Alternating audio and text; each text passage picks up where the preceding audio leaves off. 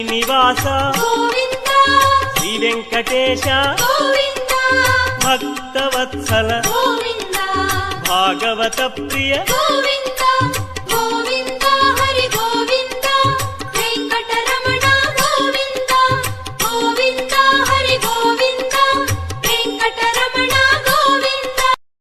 చివరి రోజు చివరి శనివారము ఈరోజు భక్తుల సహకారంతో ప్రతి శనివారం మనం ఇక్కడ అన్నప్రసాద వితరణ కార్యక్రమం నడుపుకుంటున్నాము.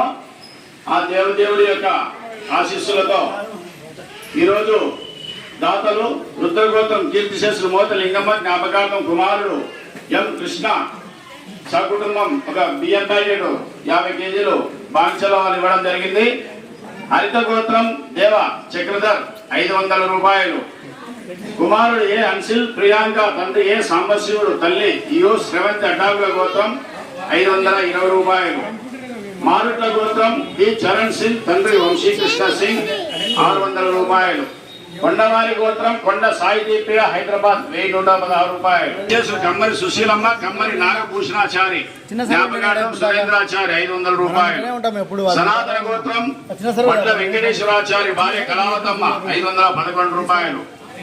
అదేవిధంగా దరగయ్య సోమేశ్వరమ్మ గారు 2 డబ్బాల పెరుగు ఇచ్చిన దాతలు. ఈ రోజు వీరందరూ ఈ సహాయ కార్యక్రమానికి వారు దాతలు వారి విరాళాలు అందించారు కనుక వీరికి అందరికీ శ్రీ వెంకటేశ్వర స్వామి కలియుగ దైవం దేవదేవుడు శ్రీ వెంకటేశ్వర స్వామి అష్ట ఐశ్వర్య ఆయురారోగ్యాలు ప్రసాదించవలసిందిగా కోరుతూ, అదేవిధంగా ఈ కార్యక్రమానికి ప్రతి శాశ్వత అన్నదానానికి 1,116,000 రూపాయలు ఇచ్చిన దాతలు, 50,116 రూపాయలు ఇచ్చిన దాతలు, అదేవిధంగా 25,116 రూపాయలు ఇచ్చిన దాతలు వారికి అందరికీ కలియుగ దైవం శ్రీ వెంకటేశ్వర స్వామి అష్ట ఐశ్వర్య ఆయురారోగ్యాలు ప్రసాదించవలసిందిగా ఆ స్వామి వారిని ప్రార్థిస్తున్నాము. ఓం నమో వెంకటేశాయ. ఒక్కసారి అందరూ గోవిందనామం చెప్తా గట్టి పలకాల. నేను చెప్పిన తర్వాత చెప్పండి. అమ్మా నువ్వు పలకద్దమ్మా మధ్యలో, నేను చెప్పినా చెప్పు. గట్టిగా పలకాల. స్వామి లోపల నాలుగు తలుపేస్తాము, స్వామికి నిలబడాలా. గోవింద. మరొకసారి గట్టిగా గోవింద. మరొకసారి గట్టిగా గోవింద. ఎంత గట్టిగా వీలైతే అంత గట్టిగా గోవిందనామం చెప్పాలి. ఎందుకంటే ఆ గోవిందుని మేము పలికించేది ఎందుకంటే ఒకసారైనా మీరు ఆ గోవిందుని పలుకుతారు.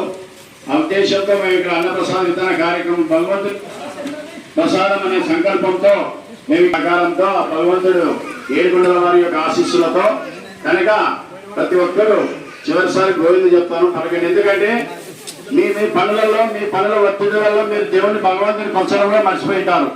మీ పనులలో మీరు పడి కనీసం ఇక్కడికి వచ్చిన వాళ్ళు నా గోవింద పలకండి. ఒక్కసారి ఆ భగవంతుడు మీకు ఆశీర్వచనాలు ఇస్తాడు, మీకు ఆశీస్సులు ఇస్తాడు, మీ వెంటనే ఉంటాడు ఆ భగవంతుడు. వారానికి ఒకసారి నా గోవిందనామం పలకండి.